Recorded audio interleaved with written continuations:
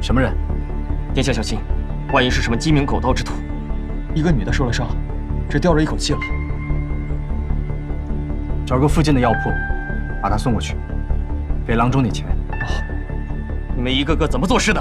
是不是无论什么人都可以通过这样的方式随意进出我们府上？小的知错，甘愿受罚。哎呀，算了，快走。让开！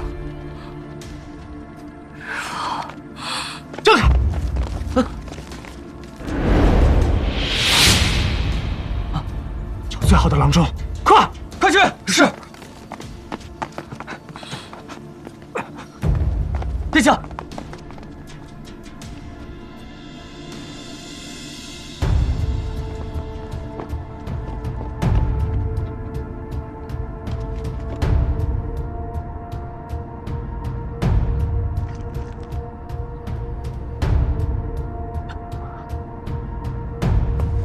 到底行不行啊？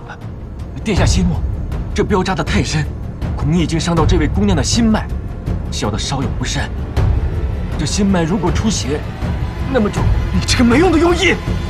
秦太医来了，拜见殿下。秦太医，你总算来了，赶紧给瞧瞧。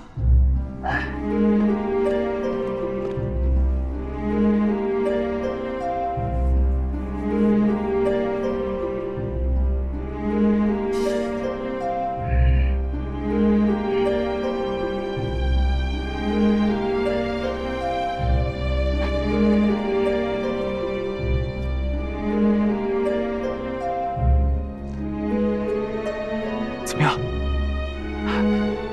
殿下，我已经为他封住了血脉，止住血了。是不是很严重？殿下，此镖射出来就是要命的，可是又偏偏断在体内，在起镖的过程当中，如果稍有闪失，就香消玉殒了。那便保命，这镖本王不取了。可是姑娘日后会痛苦不堪呐。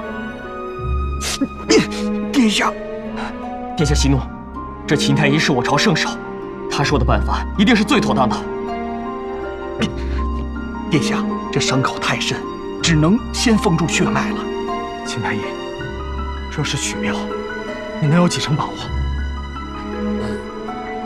如果姑娘能够苏醒过来，则取镖的把握有4成。4成？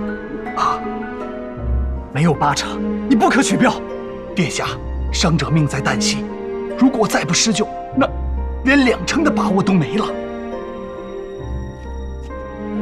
容本王再想想。你们都先退下。